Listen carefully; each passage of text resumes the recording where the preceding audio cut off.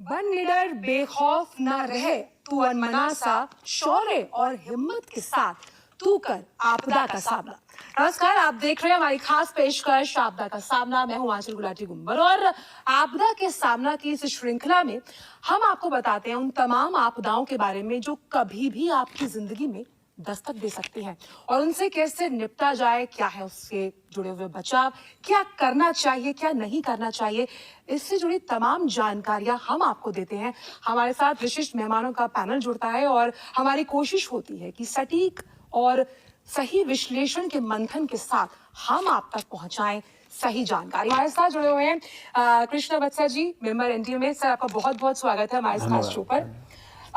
दूसरे गेस्ट जो आपका तारुफ में कराने जा रही हूँ वो है हमारे साथ doctor Manish Singhal, professor and head department plastic surgery, AIIMS. Sir, आपका बहुत बहुत स्वागत है। हमारे साथ जुड़े हुए हैं Prashant Lonkar ji, fire adviser MHA, government of India. Sir, आपका भी बहुत बहुत स्वागत है। और साथ ही साथ हमारे साथ जूम पर जुड़ रही हैं वैशाली सिंह जी, असिस्टेंट डायरेक्टर एनएफएससी, भारत सरकार। वैशाली जी, आपका भी बहुत बहुत स्वागत है। हमारे साथ जो बच्चे हैं वो भी जुड़े हुए हैं। कहते हैं कि बच्चों के मन में बहुत ही जिज्ञासाएं होती है, उनके सवालों के जवाब भी देंगे हमारे जो विशिष्ट पैनलिस्ट जुड़े हुए हैं। लेकिन सबसे पहला सवाल कृष्णा जी मेरा आपसे यही है कि हम देख रहे हैं कि ये जो शहरीकरण है वो लगातार बढ़ रहा है। ऐसे में एनडीए में कैसे केंद्र के साथ मिलकर और साथ ही साथ राज्य सरकार के साथ मिलकर जो अपनी दोहन क्षमता है आग से बचाव को लेकर उसमें बढ़ोतरी करेगा। शहरों में जो विस्तार हो रहा है उसके कारण फायर सर्विसेज को एक्सपैंड करना और उसका आधुनिकीकरण करना यह बहुत आवश्यक हो गया है। ज़्यादा फायर स्टेशंस की व्यवस्था, फायर जो इक्विपमेंट्स हैं उनका ज़्यादा उनका प्रोक्योरमेंट और जो फायर सर्विसमैन हैं उनकी ट्रेनिंग, ये सारी जो चीज़ें हैं ये काफ़ी आवश्यक हो गई हैं। और इसके लिए अभी केंद्र सरकार ने पूरे राष्ट्रीय स्तर पर 5,000 करोड़ का एक कार्यक्रम तैयार किया है, जिसके अंतर्गत सारे राज्यों को यह दोनों वित्तीय और तकनीकी सहायता प्रदान की जाएगी। राज्य स्तर पर जो फायर सर्विसेज हैं उनको कैसे स्ट्रेंथन किया जाए, शहरों में ज़्यादा फायर सर्विसेज का कवरेज दिया जाए और जो शहरों में जो ढेर सारी जो नई तरह की समस्याएं आ रही हैं, जैसे कि आजकल मल्टी स्टोरी टावर्स बन रहे हैं, 20 मंजिला, 20 से ऊपर, तो उन सब के लिए भी अलग से आग निवारण के लिए एक व्यवस्था करनी आवश्यक है। तो उस साथ साथ जो बिल्डिंग कोलैप्स की घटनाएं भी थोड़ी बढ़ी हैं, तो बिल्डिंग कोलैप्स में फायर सर्विसेज की क्या भूमिका हो सकती है, तो इन सारे पहलुओं पर ध्यान देने के लिए केंद्र सरकार ने जो एक योजना तैयार की है, जिसके तहत एनडीए में ministry of home affairs, director general fire services इनके साथ मिलजुल कर काम कर रहा है। और अगले 3-4 वर्षों में हमारी ये अपेक्षा है और हमारी ये कोशिश है कि फायर सर्विसेज को हम ज़्यादा सुदृढ़ कर सकें। बिल्कुल, कोशिशों से ही हम ये मानते हैं कि विकराल जो परिस्थितियां हैं उससे हम निपट पाएंगे। हमारे साथ प्रशांत जी जुड़े हैं। प्रशांत जी, जब हम अग्नि सेवाओं की बात करते हैं, इसके विस्तारीकरण के साथ साथ जो सुधारात्मक प्रक्रिया है वो तेजी से बढ़ रही है, उसके बारे में हम चाहते हैं कि आप हमारे दर्शकों को इसके बारे में जानकारी दीजिए। नमस्कार। सबसे पहले तो जैसे अभी सर ने आपको जानकारी दी कि केंद्र का जो 15वां वित्तीय आयोग है उसके तहत 5,000 करोड़ हमें मिले हैं जो हम स्टेट फायर सर्विस के मॉडर्नाइजेशन में उपयोग करेंगे। इसके तहत जो राज्य की अग्निशमन सेवा है उसमें नंबर ऑफ फायर स्टेशन बढ़ाने हैं। आज के डेट में जो हमारा एनालिसिस है उसके हिसाब से 64% फायर स्टेशन की अधिक आवश्यकता है। तो नंबर ऑफ फायर स्टेशन बढ़ेंगे, उसके बाद में कम से कम उस फायर स्टेशन में 2 गाड़ियाँ हो और जो रिस्पांस टाइम है हमारा शहरों में 3 से 5 मिनट के अंदर में फायर कॉल पे हमारी गाड़ी पहुंचे।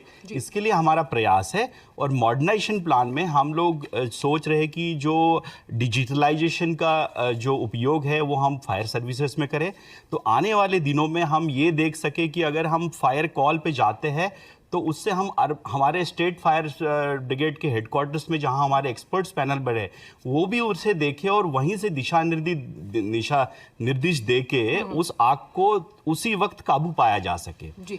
जो हमारी एनओसी पोर्टल्स है वो अभी जो कन्वेंशनल सिस्टम में जा रही है, तो एनओसी पोर्टल को हम ऑनलाइन करें, हमारे हर गाड़ी में जीपीएस सिस्टम जीपीएस ट्रैकर हो, ताकि हमारा जो कॉल जो है, अभी कुछ जगह पे कॉल 101 पे आता है, कुछ पे अभी नए दिशा निर्देशों के हिसाब से 112 पे आता है। कई बार इस पे कंफ्यूजन है लोगों को कि किस में कॉल करें, तो उसको हम एक स्ट्रीमलाइन कर रहे हैं कि कॉल की जो दर है, कॉल का रिस्पांस इमीडिएट हो, उसकी कार्रवाई त्वरित हो, उसके लिए हम कोशिश कर रहे हैं। तो हमारी जो ट्रेनिंग सेंटर्स है उसको स्ट्रेंथन कर रहे हैं, हम नए नए वहाँ पे इक्विपमेंट्स और सिमुलेटर्स ला रहे हैं, ताकि हमारे जो ट्रेनीज है उनको वही वर्चुअल रियलिटी वर्चुअल सिमुलेटर्स और प्रैक्टिकल सिमुलेटर्स के तहत हम उनको ट्रेनिंग देंगे, ताकि उनकी जो स्किल के कौशल विकास है उसका बहुत तेजी से आगे बढ़े। इसके लिए हमारे प्रयास जारी है। बिल्कुल, प्रशिक्षण बहुत ज़रूरी है जब हम इस तरह की आपदा से निपटने की बात करते हैं। हमारे साथ डॉक्टर मनीष भी जुड़े हैं। डॉक्टर मनीष, पहला सवाल मेरा यही है कि आग से निपटना, आग के बचाव के उपाय, इस पर तो कई बार चर्चा हुई है, लेकिन जो व्यक्ति उससे उस वक्त जूझ रहा होता है उसका पहला कदम या फिर पहली सोच क्या होनी चाहिए? क्योंकि लगातार हमने देखा है कि पैनिक सिचुएशन ही सबसे ज़्यादा स्थितियों को खराब करती है किसी भी आपदा की परिस्थिति को लेकर। पैनिक सिचुएशन से बचने का सबसे बड़ा उपाय है कि आपको नॉलेज होनी चाहिए। तो आपको ये समझना है कि ना केवल उसमें गर्माई मतलब हीट है, बाकी जो हीटेड गैसेज हैं वो आपकी सांस के नली में जाती हैं और वहाँ से आपको खांसी और जो पॉइज़न जो आपकी सांस में जा रहा है उसके लिए आप कैसे प्रोटेक्शन करें। तो देखिए, दो कॉमन सेंस की बातें आपको समझनी हैं। एक तो हम समझते हैं कि हमको जल्दी से जल्दी वहाँ से बाहर निकलना चाहिए, उसमें तो कोई दो राय नहीं है। बट ऐसी सिचुएशन में जबकि वहाँ जगह नहीं है, आप निकल नहीं पा रहे हैं, तो उसी कमरे में आप कोई भी, अगर आपको गीला कपड़ा मिलता है अगर आप उसको अपनी नाक के पास रखते हैं, तो जो गरमाई है एक तो वो जो है वो आपकी कम हो जाएगी, क्योंकि गर्म गैस जो है गीले कपड़े के थ्रू आपकी नाक पे जाएंगी। दूसरी बात, जो उसमें जो सोल्यूबल जो वाटर में हो सकती हैं वो सब उस गीले कपड़े में रह जाएंगी, और जो सांस की नली है आपकी वो ना केवल हीट से बाकी आपके पॉइजन से आप उसको प्रोटेक्ट कर सकते हैं। ये एक सिंपल तरीका है। अगर आप अंदर फंस गए हैं बाय द वे, देखिए बाहर निकलने का कोई वो नहीं है, बाहर तो आपको निकलना ही चाहिए, वो तो आपका पहले सोल्यूशन होना चाहिए। और अगर आपको लगता है कि नहीं निकल पा रहे, तब आपको ये करना चाहिए। दूसरी बात, आप थोड़ा सा अगर झुकेंगे, आप समझेंगे कि गर्म गैस जो है वो गर्म चीज़ हवा में रहती है ऊपर की तरफ, तो अगर आप ज़मीन की तरफ थोड़ा रेंग के चलेंगे तो नीचे पॉइजनस गैस कम होंगी, क्योंकि वो गर्म नहीं होंगी। और थोड़ा रेंग के अगर आप दरवाजे की तरफ जाएंगे तो आप उससे उसकी जो नुकसान है उस गर्म हवा के, उससे आप अपने आप को प्रोटेक्ट कर सकते हैं। तो आपको ये समझना है कि आपको जो आग से जलने से ज़्यादा आपको सांस की नली में जो गैस जा रही है उन पे आपको ज़्यादा फोकस करना है। तो ये दो अगर आप प्रिकॉशन रखेंगे तो आप डेफिनेटली अपने आप को बेटर सेव कर सकते हैं पैनिक सिचुएशन में। बिल्कुल, और जिस तरह से लगातार हम इस मंच के माध्यम से हमेशा ये कहते हैं कि आपदाओं से बचने का सबसे पहला हथियार आपका खुद का जो आत्मविश्वास है वो होता है, उसे मत खोने दीजिए। और इसी पर एक टेक लेते हैं, हमारे साथ वैशाली सिंह भी जुड़ी हुई है, असिस्टेंट डायरेक्टर एनएफएससी भारत सरकार। वैशाली जी, जब हम आग से सावधानियों की बात करते हैं तो उसके पीछे के मुख्य कारण क्या हो सकते हैं? जब हम प्रिवेंशन की बात करते हैं, वो प्रिवेंटिव मेजर्स क्या लिए जाने चाहिए?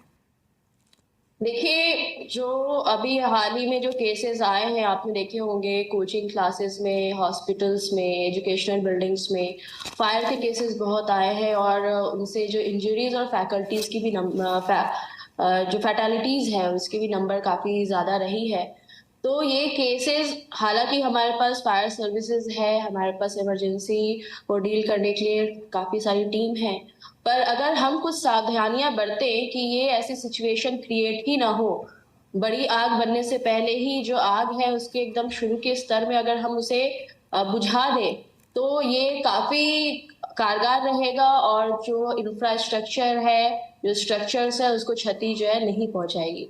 तो सबसे पहले जो मेन मुख्य कारण रहता है कि इलेक्ट्रिसिटी जो बिजली है, बिजली और बिजली के उपकरण अगर वो फॉल्टी है, क्वालिटी के नहीं है, BIS bureau of Indian standards के हिसाब से नहीं है, वायरिंग हमारी अगर सही तरीके से नहीं होती है या ओवरलोडिंग हम करके रखते हैं, हीटर का गलत इस्तेमाल, तो या बच्चे जो है कभी कभी इलेक्ट्रिकल इक्विपमेंट या हीटिंग इक्विपमेंट के साथ जो है छेड़छाड़ करते हैं, तो ये सारे रीजंस अगर हम प्रिवेंटिव मेजर्स के तौर पे अगर हम इस पे काबू करें, अगर हम इसे कंट्रोल करें, तो आग जो है बहुत हद तक पहले ही स्तर पे रोकी जा सकती है। इसके अलावा किचन जो है, किचन में जो हम खाना बनाते हैं उस केस में हम कभी कभी कॉटन कपड़े नहीं पहनते हैं, सिंथेटिक कपड़े का इस्तेमाल करते हैं, या फिर LPG की जो सिलेंडर की स्टोरेज है वो सही तरीके से नहीं होती है, हमारी रेगुलेटर सही तरीके से नहीं लगी रहती है।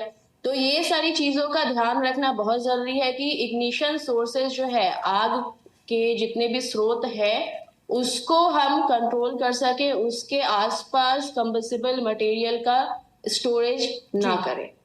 बिल्कुल, तो ये तमाम वो बातें हैं जिनका ख्याल रखकर हम इस आपदा से निपट सकते हैं। वक्त एक ब्रेक का है, लेकिन ब्रेक पर जाने से पहले एक महत्वपूर्ण जानकारी हम अपने दर्शकों के साथ साझा करना चाहते हैं। सुभाष चंद्र बोस आपदा प्रबंधन जो पुरस्कार है उसकी रजिस्ट्रेशन की जो तिथि है वो 30 सितंबर 2023 है और awards.gov.in और ndma.gov.in पर जाकर आप अपना पंजीकरण करा सकते हैं। ब्रेक के बाद सभी का स्वागत है हमारे इस खास शो आपदा के सामना में। और लगातार हम अपने शो के जरिए हमेशा बच्चे जो कल का भविष्य है उनको भी इसमें आमंत्रित करते हैं, उनके मन में भी कई सवाल होते हैं आपदाओं से जुड़े हुए। तो हमारे साथ नोएडा के आर्मी पब्लिक स्कूल से बच्चे जुड़े हुए हैं, आइए उनसे भी जानते हैं कि उनके मन में क्या सवाल है। मेरा प्रश्न आपसे यह है कि हम भवनों को आग निरोधक कैसे बना सकते हैं? भवनों को आग निरोधक बनाने के लिए भारत सरकार के कई प्रकार के स्टैंडर्ड्स है। उसमें नेशनल बिल्डिंग कोड पार्ट 4 एक स्टैंडर्ड आता है जिसमें भवनों को आग निरोधक कैसे बनाए उसकी सारी जानकारी उसमें दी है। ये लगभग 2 खंडों में इसका अगर आप जनरली इसको विभाजन करना चाहे तो एक है उसमें लाइफ सेफ्टी और दूसरा है प्रॉपर्टी प्रोटेक्शन।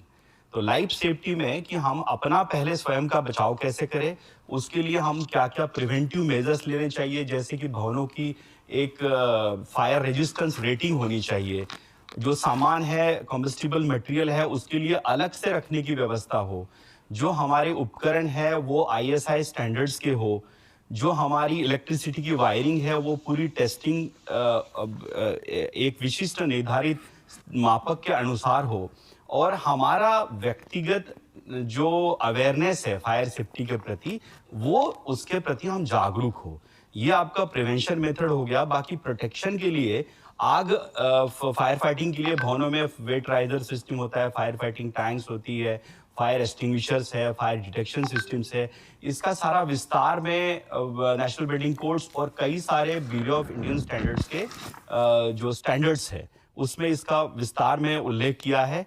हमने सेंट्रल गवर्नमेंट ने मॉडल फायर सर्विस बिल 2019 लाया है, उसमें ये सारे चीज़ों का प्रावधान किया है, और जो 28 स्टेट्स है और 9 यूटीज है उसमें सभी में ये चीज़ें एक नियम बना दिया है कि अगर आपकी भवन जो है 15 मीटर से रेसिडेंशियल बिल्डिंग ऊपर है तो उसमें क्या क्या मापक होने चाहिए। अगर आपका एजुकेशनल बिल्डिंग है 9 मीटर के ऊपर है, आपका इंडस्ट्री है 9 मीटर्स के ऊपर है, उसमें क्या रख रखाव होना चाहिए। अगर आपका कोई भी भवन है जिसमें 500 मीटर स्क्वायर एरिया से ज़्यादा एरिया है आपका किसी भी फ्लोर पे, तो उसके लिए विशिष्ट प्रकार के फायर फाइटिंग इक्विपमेंट्स और यंत्रणा लगनी चाहिए, और फायर डिपार्टमेंट उसका पूरा ब्यौरा रखते हैं। और जब आपके पास ये सारी चीज़ें नहीं है तो आपको नो ऑब्जेक्शन सर्टिफिकेट नहीं मिलता है, तो आपको ये इम्प्लीमेंट करना होता है, उसके बाद ही आप इसको भवन आपका सुरक्षित होता है। तो सजग, सतर्क और निर्भीक रहकर जिस तरह से हम आपदाओं से निपट सकते हैं उससे बढ़कर कुछ भी नहीं है। पूछिए अपना सवाल और नाम जरूर बताइए। मेरा ये सवाल है कि NDMA फायर सेफ्टी पे क्या दिशा निर्देश बना रही है अभी? कृष्णा सर, आप जवाब। राष्ट्रीय स्तर पर हम गाइडलाइंस हमने इशू किया है। उस गाइडलाइंस के तहत शहरों में क्या मानक होने चाहिए, गाँव में क्या मानक होने चाहिए, शहरों में कितने समय में रिस्पांस होना चाहिए, गांव में कितने समय में रिस्पांस होना चाहिए। तो जैसे कि शहरों में 5 से 7 मिनट में हम है ना रिस्पॉन्ड हमें करना चाहिए कोई भी जो फायर का कंप्लेन हो। गांव में 15-20 मिनट में हमें पहुंचना की ज़रूरत है। तो इस तरह के तो फायर स्टेशंस में क्या उनकी क्षमता होनी चाहिए, कितने लोग होने चाहिए, है ना, इन सारी बातों का हम अपने गाइडलाइंस में हम प्रावधान करते हैं। पर गाइडलाइन से आगे बढ़ करके फिर कैसे ट्रेनिंग होनी चाहिए, कैसी सुविधाएं होनी चाहिए और लोगों को किस तरह की जानकारियां देनी चाहिए। एक माननीय प्रधानमंत्री एनडीएमए के चेयरमैन हैं, उनका हमेशा से इस बात के लिए आग्रह रहा है कि फायर सर्विसेज को स्कूल्स में, कॉलेजेस में जा कर के किस तरह से बच्चों को फायर सर्विसेज के बारे में, जो फायर के जो एसेंशियल ड्रिल्स होते हैं उसके बारे में ज़्यादा से ज़्यादा जानकारी दी जाए। एक सवाल मैं और जानना चाहूंगी, डॉक्टर मनीष शुक्ला हमारे साथ यहाँ पर मौजूद है। डॉक्टर मनीष, क्योंकि हम यहाँ पर आग से झुलसे हुए लोगों की भी बात कर रहे हैं, लेकिन आग भी कई प्रकार की होती है, तो उसमें हम किस तरह से डिफ्रेंशिएट कर सकते हैं, खास तौर पर ताकि अपने लेवल पर हम कुछ ना कुछ मदद कर पाए सोसाइटी की। जैसा मैं बताया, फायर मतलब एक तो बिल्डिंग फायर की बात कर रहे हैं, हम एक क्लोज स्पेस फायर की बात करते हैं जबकि सब तरफ से बंद है, धुआं बढ़ रहा है। लेकिन ऐसी भी फायर हो सकती है जिसमें कि जलने का अमाउंट ज्यादा है, जैसे कि घर में पूजा करते हुए हमारे पास अक्सर जल जाते हैं पूजा में। अभी किसी ने बताया कि कॉटन के कपड़े पहन के हमको जो है वो कोई भी खाना बनाना चाहिए। और जैसे जो घर में जो फ्लोर कुकिंग जिसे बोलते हैं हम, कि जमीन पे बैठ के जो हम कुकिंग करते हैं उसमें आग का रिस्क ज्यादा होता है, और जो आपके लटकते हुए कपड़े हैं उनमें आग का रिस्क ज्यादा होता है। तो ये जो नॉर्मल जो आग से बचने के जो ये तरीके हैं कि आपको कोशिश करनी चाहिए कि आप हाइट पे खाना बनाएं, कपड़े आपके ज़्यादा लूज ना हो। जैसे जो दुपट्टा वगैरह है वो आपका, आप थोड़ा पलटे और आपका दुपट्टा में आग लग सकती है। तो इस तरीके के आपको प्रिकॉशन जो है वो डे टू डे लाइफ में रखने चाहिए। और ऐसी सिचुएशन में जबकि आग लग जाए तो आग बुझाने का जो पेशेंट जिसे बोलेंगे, जो विक्टिम बोलेंगे, उसमें उसको आग बुझाने के अलावा एक फर्स्ट एड का एक हमको ज्ञान होना चाहिए कि फर्स्ट एड में नॉर्मल जो टेम्परेचर का पानी है जो पीने लायक है, देखिए बहुत ठंडा पानी हम अवॉइड करते हैं क्योंकि उसके अपने नुकसान होते हैं। तो नॉर्मल पानी जो आपको मिलता है, कैसे भी नल के नीचे या गीले कपड़े में या चादर में आप उस पार्ट को ठंडा कीजिए, जिससे कि जो हीट का जो डैमेज है वो टिश्यूज को ना पहुंचे, जो हीट का डैमेज है वो अंदर के टिश्यूज में ना पहुंचे और अर्लीस्ट उसको पॉसिबल हॉस्पिटल में लेके आ जाए। बस ये एक फर्स्ट एड है। किसी भी आपदा से निपटने के लिए आपका प्रेजेंस ऑफ माइंड बहुत जरूरी होता है, क्योंकि ये सब बातें क्या करना है क्या नहीं करना है हम सब अपनी किताबों में पढ़ते आए हैं। मेरा सवाल ये है कि आग की स्थिति में हमें क्या नहीं करना चाहिए।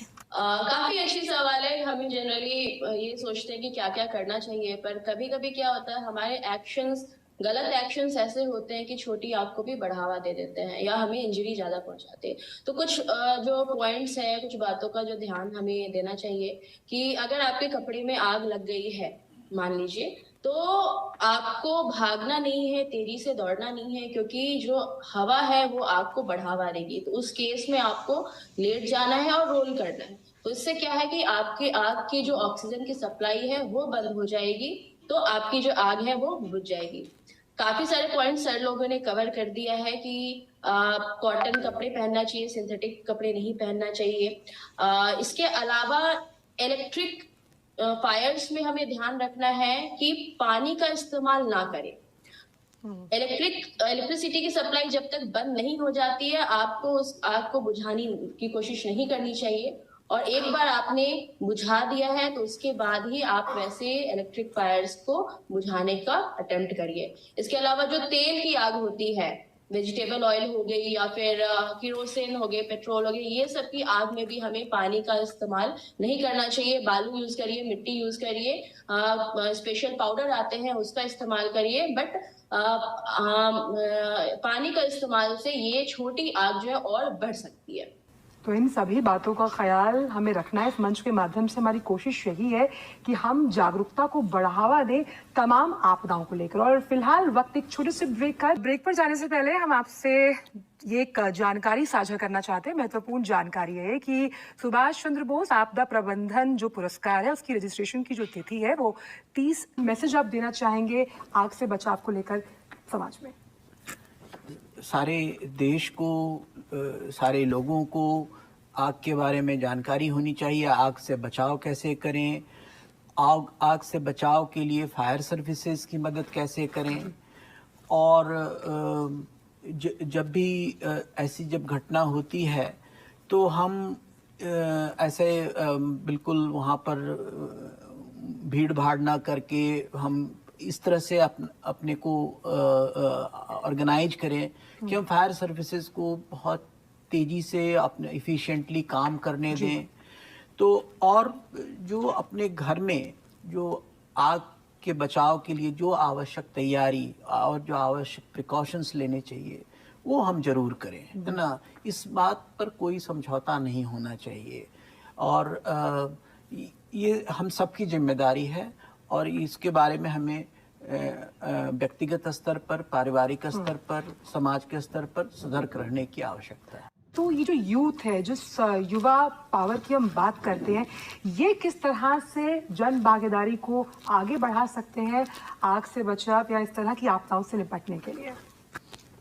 आग से बचाव के लिए मैं युवाओं को यही संदेश देना चाहता हूं कि आग का हमारा जो उद्देश्य है उसमें 0 फायर एक्सीडेंट्स का हमने जो है आइडियल रोल रखना चाहिए।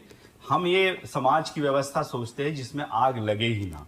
अब वो कैसे होगा, जैसे मैंने पहले भी कहा था कि हम उसको एक अपनी व्यक्तिगत रिस्पॉन्सिबिलिटी समझे, हमारा अपना व्यक्तिगत स्तर को बढ़ाए, हमारी अवेयरनेस बढ़ाए, और हमारे साथ जो आसपास में हमारे परिवारजन है, हमारी सोसाइटी है, उसका अवेयरनेस बढ़ाए। और दूसरा, जितना जो बड़ी आग हुई है जिसमें ज्यादातर जो कैजुअलिटी हुई है, AMRI फायर हो गया, उपहार सिनेमा हो गया, जितनी भी एक्सीडेंट्स हुई है वो धुएं के कारण हुई है, जैसे सर भी कह रहे थे। तो एस्केप रूट ना मिलने के कारण हुई है। तो अभी ये दिल्ली में जो एक्सीडेंट हुआ था ट्रेनिंग सेंटर में मुखर्जी नगर में, तो उसमें भी कई सारे बच्चों को कूदना पड़ा। तो हमें ये ध्यान रखना है कि जिस भवन में हम रहते हैं वहां पे सुरक्षा के निकास के मार्ग हो, और कोई सा भी भवन हो उसमें कम से कम 2 मार्ग तो होने चाहिए, जो कि हम इमरजेंसी में अगर एक बंद है तो हम दूसरे का उपयोग ले सकते हैं। एक क्विक रिएक्शन हम वैशाली जी से भी ले लेते हैं। वैशाली जी, किस तरह से जन जागरूकता को बढ़ावा दिया जा सकता है बच्चों के माध्यम से, सोशल मीडिया के माध्यम से, ताकि हम इस आपदा से निपटने में कहीं भी एक कदम भी पीछे ना हो, कोई समझौता नहीं होना चाहिए? देखिए, बच्चों को सबसे ज्यादा जरूरी है कि आग के केस में, आग की आपदा के केस में क्या करना चाहिए। इसका सबसे अच्छा उपाय है, निदान है कि ट्रेनिंग में ज्यादा से ज्यादा पार्टिसिपेट करें। ट्रेनिंग हुई, मॉक ड्रिल्स हुई, जो आपकी इवैक्यूएशन ड्रिल्स हो रही हैं, नेशनल फायर सर्विस कॉलेज भी काफी बार ऐसी एक्सरसाइजेस को कंडक्ट करवाते हैं। भारत के विभिन्न राज्य, सरकारी निकाय, यूनियन टेरिटरीज के जो फायर सर्विस ऑर्गेनाइजेशंस है वो टाइम टू टाइम ऐसी ट्रेनिंग्स और एक्सरसाइजेस जो है पब्लिक के लिए, पब्लिक वेलफेयर के लिए, अवेयरनेस के लिए कंडक्ट कराती है। तो बच्चे, युवाएं और सभी, इन सबको, आप सबको ऐसे मॉक ड्रिल्स में काफी सीरियसली हिस्सा लेना चाहिए, ताकि आप पैनिक सिचुएशन में आप पैनिक ना करें। हमारे बच्चे हमारे दर्शकों के लिए एक बहुत प्यारा स्लोगन लिखकर लाए, हम चाहते हैं कि वो स्लोगन वो आपसे साझा करें। यहाँ पर विशिष्ट मेहमानों का पैनल जुड़ा है, उनको हम धन्यवाद करना चाहेंगे कि इस मंच पर आकर उन्होंने अपने विचार साझा किए। कृष्णा जी, आपका बहुत बहुत शुक्रिया। डॉक्टर मनीष, आपका भी बहुत बहुत शुक्रिया। प्रशांत जी, आपका शुक्रिया। और साथ ही साथ जो वैशाली जी हैं जो हमारे साथ जूम से जुड़ी हैं, आपका भी बहुत बहुत शुक्रिया। और आपदा की श्रृंखला में हम आपसे फिर मिलेंगे एक नए विषय के साथ, लेकिन तब तक जिस तरह से हमने कहा कि आपकी तैयारी में ही समझदारी है। मुस्कुराते रहिए, सशक्त रहिए, और मुझे, मेरी पूरी टीम को दीजिए इजाजत।